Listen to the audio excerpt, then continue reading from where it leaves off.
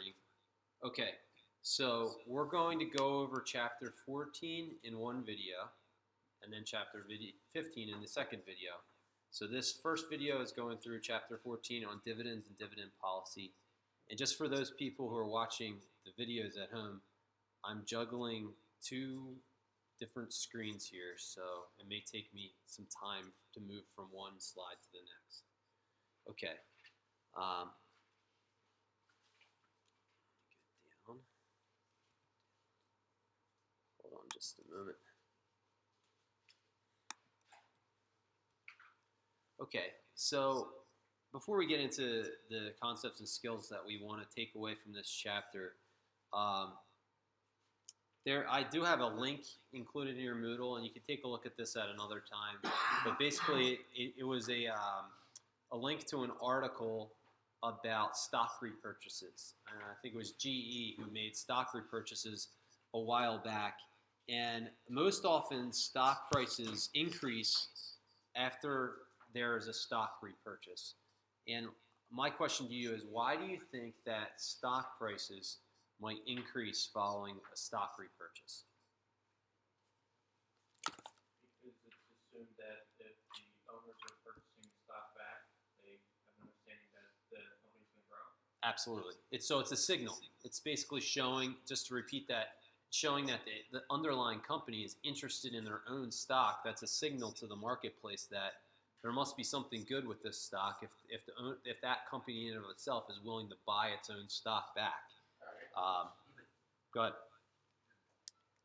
Why does the stock split, though? What is that? What stock splits? Well, if you get to a certain level, stocks will split often. There's a number of reasons why stocks can split, but one of them is that they get to a certain level that they want more stock out there, and therefore they'll split the stock because the price level has reached a certain threshold. Okay. Do you kind of see what I'm saying? And then the prices will divide at that point, and you'll still be left with the same underlying capital as an investor. That's probably the main reason. What was your question? Well, just recently, I can't remember who it was, but just recently somebody did a stock buyback and the market didn't take well to it. Is that right? I can't remember who. I wish I could remember who it was right now. It was just a couple weeks ago when I was trying to follow it. Somebody did a stock buyback and the market didn't like it and the stock price fell. So I guess that's that. I mean, it's anything's possible. I'm not sure why that would occur. That's interesting. I'm definitely not saying that this occurs every time, but in general, I think it's a good generalization that it's a good sign. It's a signal. I don't know why that would occur. It would depend on maybe the industry, maybe their underlying fundamentals. That's interesting, though. I wish I could remember who it was because I actually wanted to ask you that when I saw it and I forgot about it. Now that just Well, it's a good time to bring it up. So this chapter is going to kind of be about that, though, like the signaling aspect. And that's the main gist of the chapter. The chapter's a pretty quick one. Basically, all along up until now, we've been using dividends as kind of unknowns. You know, like in our little equations and whatnot, we have dividends, going forward. Now we're going to get into a little bit on them being more knowns or established via the company and why you would put them out there. So just like the stock repurchase, which is something we're going to discuss in this chapter as well, the dividends are going to provide a signal to investors that you're now starting to reward them for investing with the company over time. Now you're starting to give back to them in some sort of way, which, as we've seen in our models that we've created throughout the course, has been a major element involved in pricing stocks. Need to take a quick. Why don't we talk about that in a second? We'll get to the quiz in a second, Ponzel. All right. So the key concepts and skills that we're going to want to cover in this chapter are the dividend types and how they are paid, the issues surrounding dividend policy decisions, and the difference between cash and stock dividends. And we're also going to want to try to understand why share repurchases are considered an alternative to dividends. Our outline looks as follows. We have cash dividends and dividend payments. We're going to ask, why did this dividend policy matter? We'll talk about establishing a dividend policy. We'll discuss a little bit on stock repurchases. And then we'll talk a little bit about what we just did discuss, stock splits. So Quanzella, just as a quick aside to anyone listening at home, we'll be right back. But before that, I have to hand out a quiz. Our quiz in class, the class decided at large to time the quiz. But with that, just like the folks at home are going to be able to, you get to use your notes. So there's a plus to that. So when you're ready to take your quiz, turn this over and tell me when you start, and I'll time you. You get 20 minutes, okay?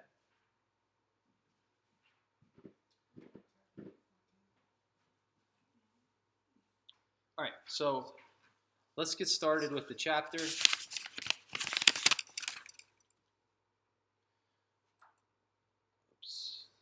this was going to happen at some point. Okay, so the first part of the chapter, we're talking about the different kinds of dividends and how they are paid. So what is a dividend? It's basically cash that's being paid out as earnings. It's going to reduce your underlying cash for an organization, and it's going to reduce their retained earnings. Basically, you've seen in accounting that you have your retained earnings. At this point, you have the decision to either invest those retained earnings back into the organization in some sort of capital investment, which in all honesty has been the majority of the class. We've been talking about how you could take those retained earnings and invest them back into your business. Alternatively to that, if you are a company with equity, you have the ability to potentially use that cash to give back to your investors via dividends. So there's different kinds of dividends that are listed here. First one is the regular cash dividends. Here, cash payments are made directly to stockholders, and it's usually done each quarter. Another form of a dividend is an extra cash dividend. Here, there's an indication that the extra amount may not be repeated in the future.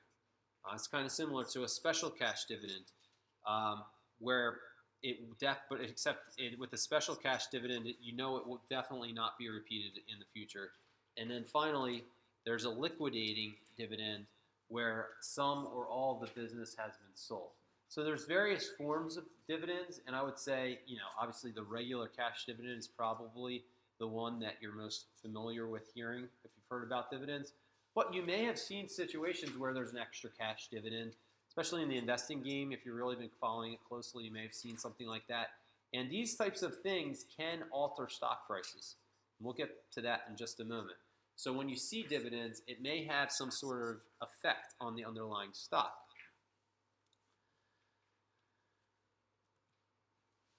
Let's look through the dividend payment chronology now. So this is going through what actually occurs behind the scenes when you go about declaring a dividend. The first thing that occurs is there's a declaration date. And just by the way, all of this is important for kind of deciding who gets the dividend and when they get it. So first, the declaration date. The board declares a dividend and it becomes a liability of the firm. And the big deal here is that once the declaration date occurs, the uncertainty regarding the dividend that we've been discussing all along, it's gone. Now you've officially said to your board, you are declaring a dividend. Therefore, the declaration date is a big date because it's taking away all of the uncertainty regarding dividends. The X date, or the X dividend date, occurs 2 business days before the date of record. If you buy stock on or after that date, you will not receive the upcoming dividend. And the stock price generally drops approximately by the amount of the dividend at this point. Which is kind of interesting, isn't it? That once you put forth that X dividend date and the dividend itself, the stock price is generally going to drop by exactly the amount of the dividend. So why is that important? Well, to me, it brings back that formula we were talking about pretty much throughout class, where we had the dividends over 1 plus R, to the first power, and then plus dividend period 2, and so on and so forth. This is basically saying that once you actually establish, remember what was on the other side of that formula was price. The price of the stock now is a function of its future dividends. So once those dividends are actually realized, the stock price will drop by approximately the amount of dividends that you're giving out. So it does hold credence to what that formula was that we were discussing throughout class. Next up would be the date of record. And here, holders of record are determined and they will receive the dividend payment. And then finally, the date of payment where the checks are mailed for the dividends. Okay, so there's a pretty lengthy descriptive process behind dividends.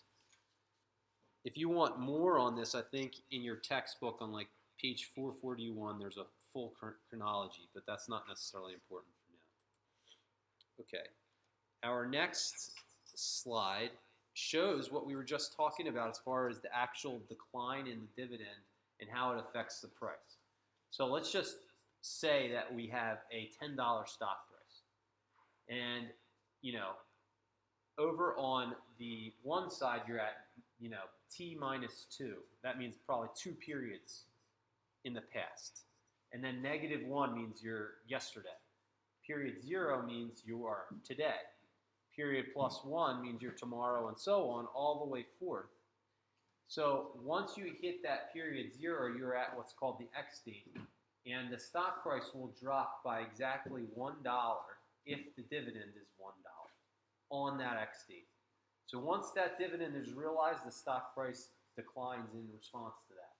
So the stock price falls by the amount of the dividend on the X date. If the dividend is $1 a share, the price will be equal to 10 minus 1, so $9 on that X date.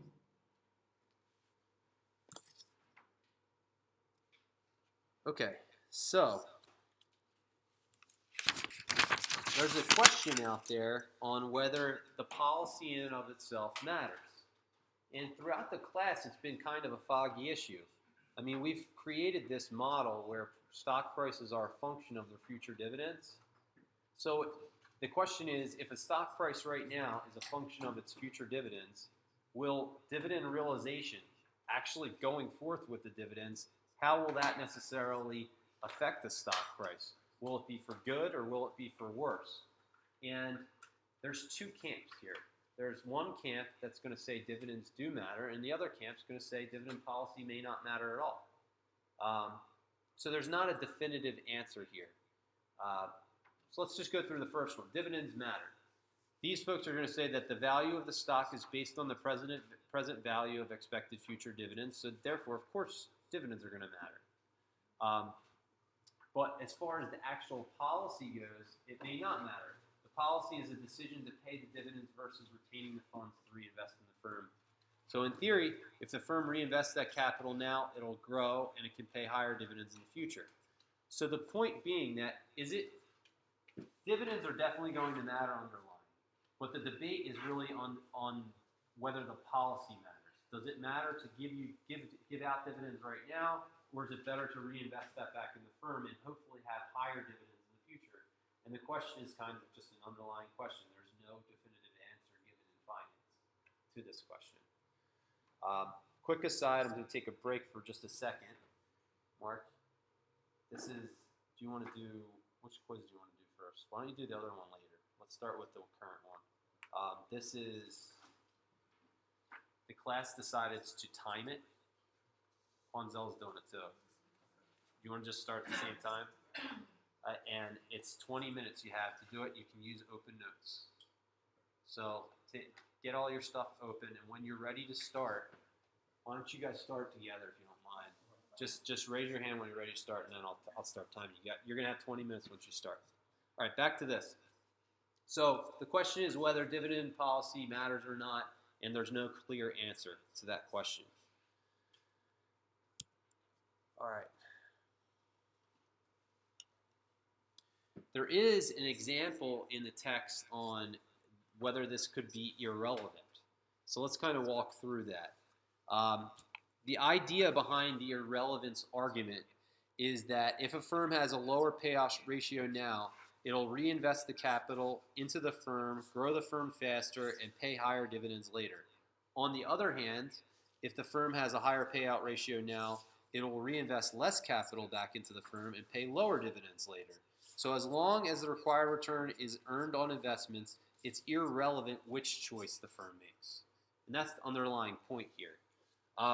So if you had an example here where there's an all-equity firm with 100 shares outstanding, the investors require a 10% return, the expected cash flow is $10,000 a year, and there's plans to dissolve the firm in 2 years. The firm could either A, pay out dividends of $10,000 per year for each of the next 2 years, or $100 a share, or B, pay $11,000 this year, raising the other $1,000 by issuing stock, then pay an amount in year 2 sufficient to provide new shareholders with a 10% return.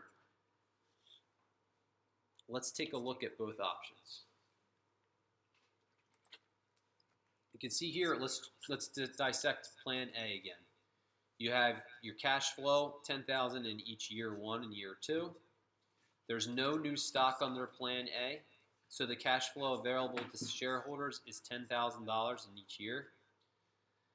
There's 0 dividends for new shareholders, but for old shareholders, you have the $10,000 dividend and a dividend per share of 100. The stock price under that scenario is $173.55, and the expected return is still 10%. On Plan B, you can see it's very different, where they're actually issuing new stock, $1,000 of new stock, and you end up with $11,000 of cash flow available to shareholders. For new shareholders, they're going to get dividends of $1,100 and a dividend per share of $110. And in year 1, there's dividends of $11,000, dividends per share of $110. And in year 2, there's $8,900 of dividends, $89 per dividend per share. Bottom line is, regardless of which approach you take, the whole point of this example is to show that if you take the approach of giving out the dividends right now, or if you wait on the dividends, it should be a negligible response in terms of your stock price, which is the same under either approach. So, is it really going to be beneficial for you to give out the dividends necessarily right now, or to reinvest that money back into your firm? It's a question. It's an open-ended question. Finance is not going to give you an answer on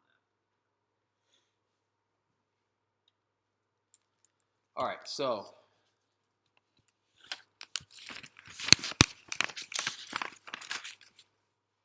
up until now, we've been ignoring a few items that are important in the discussion of dividends. Are you guys ready for this?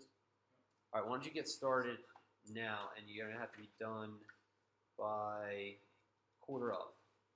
Okay? All right, so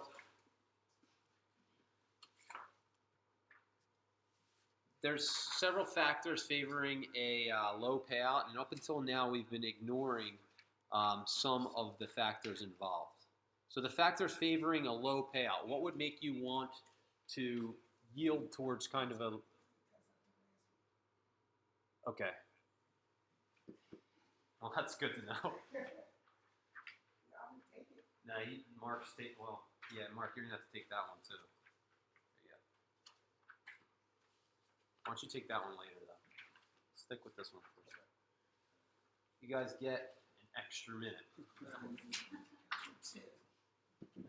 Okay, so why would you decide to favor a low payout? Taxes may be one issue. Individuals in upper income tax brackets might prefer lower dividend payouts with their immediate tax consequences in favor of higher capital gains, which makes sense, right? So another idea here might be the flotation costs. Low payouts can decrease the amount of capital that needs to be raised, thereby lowering flotation costs. And just so you know, the definition of flotation costs are costs associated with issuing brand new securities.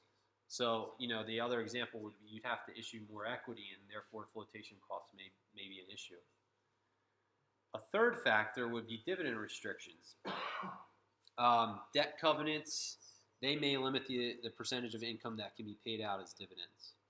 So what are some of the factors that favor a high payout? Um, One, desire for current income. Individuals in low tax brackets may favor the high payouts. You know, you'd want your money now, right? Groups that are prohibited from spending principal, trusts and endowments may want the money now. The uncertainty resolution. There's no guarantee that higher future dividends will actually materialize or ever come to pass. So that's another aspect that's important. And then taxes. There's a dividend exclusion for corporations. Corporations actually do better with dividends than capital gains because of the dividend exclusion. There's more on that in your textbook. And dividends versus capital gains are irrelevant to tax-exempt investors. In zero tax bracket pension funds, endowments, market funds, that'll all be relevant. So desire for current income, uncertainty, and taxes are all some elements that would be involved if you decided to favor a higher dividend payout. So what are the questions with you? Would you want to go low with your dividends or would you want to go high? These are some of the factors that you should be looking over if you to make that type of decision. Another issue that's relevant here is clientele effects. Some investors may prefer low dividend payouts. Some investors may prefer high dividend payouts. Investors are going to buy stock in companies that meet their dividend preferences. So, for example, if you're an investor who really likes high dividends, where would you invest? Any answers on that? High dividend stocks. Yeah, but what do those stocks generally have in common? They're mature. Yeah, they tend to be mature firms. And if you don't really have that big of a preference for high dividend stocks, you're hoping to make your money off capital gains, you're probably going to invest more in younger organizations, for lack of a better word. Just newer organizations, maybe Twitter or Facebook or something like that. Whereas the ones who want dividends may be more towards a Microsoft, the Campbell Soup, or something like that. So what do you think will happen if a firm changes its policy from a high payout to a low payout? People may sell stock. Yeah, I think that'll be definitely an effect. But according to this, the major effect will actually be that your clients are going to change, right? You're going to if you're going to become a lower payout stock, you're probably going to see new clients purchasing your stock. And the opposite's true as well. If you become a high dividend stock, you're probably going to get some new types of investors interested in your stock. And there's kind of a crossover there. So let me just explain the text definition of this clientele effect. This says that the dividend policy is irrelevant because investors that prefer high dividend payouts will invest in firms that have high payouts, and investors that prefer low payouts will invest in firms with low payouts. Okay, moving on. An alternative to cash dividends is stock repurchases. And this is a situation in which a company buys back shares of its own stock. And they can do it in a variety of different ways. There's really three methods. There's the first method is the open market, where the company's going to buy its own stock in the open market. And I believe that's with the GE example that I have in your Moodle that you can take a look at later if you're interested. They bought back their own stock on the open market, I believe. Another alternative to that is to put forth a tender offer. And here, a company states a purchase price and a desired number of shares to be bought. It's generally considered to be a tender offer because tender offers are thought to be, that word tender is supposed to be nice. It's a very nice offer. In other words, they're giving you an offer that you can't refuse. In other words, it's probably going to be higher price than the underlying stock's worth that you own right now. So let's say it's a $35 stock and you have X amount of shares. They're going to offer you $36 or $37 for it under a tender offer. A targeted repurchase is where firms repurchase shares from a specific individual shareholders. So they're the three different methods for repurchasing stock. So how about a repurchase versus a cash dividend? Is there, a huge difference or a preference? Repurchase returns cash from the firm to the stockholders, and basically it's the same as the cash dividend in absence of taxes and transaction costs. So the transaction costs involved in tax environment are probably the two most important elements that kind of distinguish the two. So that might be why you choose a stock repurchase rather than a dividend. Because outside of that, they're basically the same. How do they get away from the transaction costs? Because regardless, you're buying the stock. Does somebody have to handle that? What do you mean, does somebody have to handle that? Well, I mean, like normally you go through a broker and you pay a fee. When the company buys back the stock, still the transaction happens. So how does it happen sans any?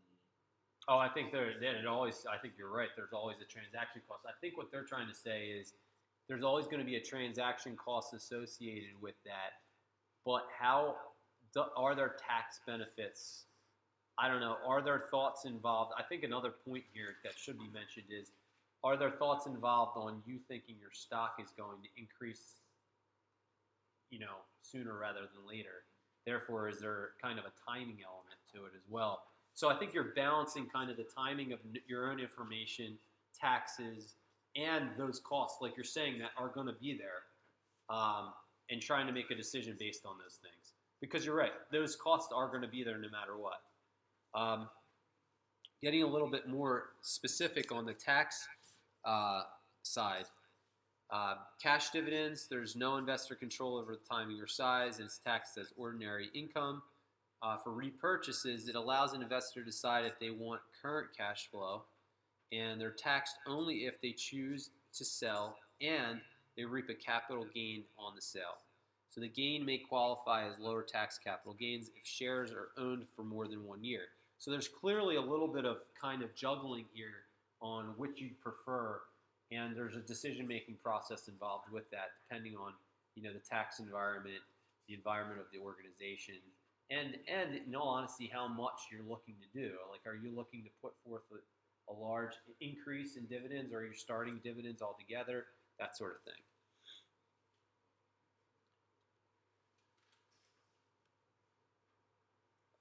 Sorry for those at home. I was skipping through the slides and I just forgot to advance the slide. I apologize for that.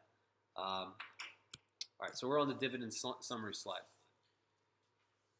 Okay, so we're going to summarize this as aggregate dividend and stock repurchases are massive and they have increased steadily. Dividends are heavily concentrated among a small number of large firms, and managers are very reluctant to cut dividends. This is an important point because once you establish the dividends, it looks really bad if you start to cut back on the dividends that you've already established. Remember, you have specific investors that are interested in your firm just because you're a dividend-producing firm. If you start cutting those dividends, it's going to look really bad for your organization. So managers try to smooth dividends, raising them slowly as earnings grow. And stock prices are going to react to unanticipated changes in the dividends. Okay.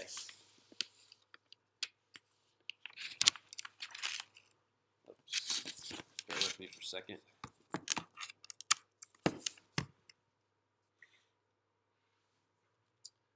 Okay, so information content of dividends and repurchases. Changes in dividend are going to signal management's view concerning the firm's future prospects. And we've already kind of talked about this, that dividends are really providing a signal to the market on what managers think of the underlying firm. Stock repurchases are very similar as well in that they're signaling that management believes the current stock price is low. Now, somewhat related to this, somewhat not related to this whole concept of signaling is the Federal Reserve. The Federal Reserve does a lot of similar types of things where they put out statements and people are trying to judge what the Fed is doing. And you've probably seen this to a degree with the market if you've been following it for our game. When the Fed talks, it tends to have a really big adjustment on the underlying market because what they say matters. And what they say is providing a signal to the marketplace on what they think the underlying state of the economy is. Similar type of thing for organizations where they're trying to kind of put out a little bit of information via dividends or stock repurchases to provide a signal on how the underlying stock is priced. Tender offers send more of a positive sign than open market repurchases because the company is stating a specific stock price. Remember, with the tender offer, they're giving you a specific stock price that tends to be a little bit above the existing stock price, and therefore it's considered tender. The stock price is often increased when repurchases are announced. Okay, so what are some of the pros and cons of paying dividends? Pros: cash dividends underscore good results and provide support to the stock price. 2, the dividends may attract institutional investors. Stock prices are usually increased with a new or increased dividend. And dividends absorb excess cash and may reduce agency costs. Cons: dividends are taxed to recipients. Dividends can reduce internal sources of funding. They may force a firm to forego positive NPV projects and may require external financing. And once established, dividend cuts are hard to make without adversely affecting the firm's stock price. So there's a lot of pros and cons involved here, and you kind of have to weigh out the decision. So for managers, according to a survey that the text is citing here, managers should try to avoid reducing dividends per share. And that's just kind of a known element involved here. They should try to maintain smooth dividends from year to year. So if you're going to increase dividends, do so in a smooth manner. Don't have them jump statically from year to year. It should be a smooth upward transition, because the truth is you want to be careful about increasing them at all, because if you ever have to decrease them, you need to be wary of that. So if you think you have the ability to increase them, you should probably do so at a slow rate. Consider the level of dividends per share paid in recent quarters when making the decision, and you should be reluctant to make dividend changes that might have to be reversed in the future. So that's the main takeaway from the chapter. I know that you'd think that they would come out and they would say, you should give dividends under these types of circumstances, and they don't really do that in this chapter. They really instead kind of provide you with some outlook on the fact that if you do provide dividends, there's really not that much of a difference then in reinvesting that money back into the firm. These are some of the takeaways from the chapter. So that is the end of that chapter. I'm going to try to stop this video and figure out how to do that.